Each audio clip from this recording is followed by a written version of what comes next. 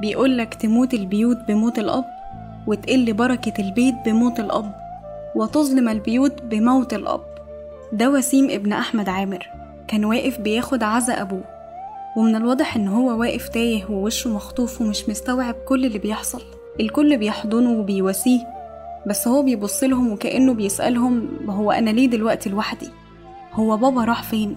وشه كان بيقول كل حاجة، الوجع، الحيرة، الخوف، الفراغ اللي بقى جواه بعد ما أبوه راح فجأة، واللي كان من يومين بيطمن بصوت أبوه النهاردة واقف بياخد عزاء.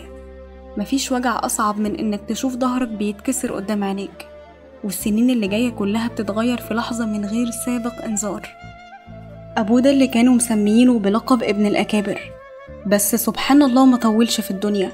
ده أحمد عامر، شاب صغير وناجح في شغله وعنده كمية فيديوهات وحب للناس مالي السوشيال ميديا، وفجأة أعلنوا عن خبر وفاته. وللأسف موت الغفلة كتر حوالينا وما بقاش مرتبط لا بالسن ولا كمان بيفرق ما بين كبير ولا صغير ولا عجوز ولا شاب. أحمد عامر ساب رسالة لكل حد فاكر إن الدنيا دايمة، لأن ما دايم إلا وجه الله سبحانه وتعالى.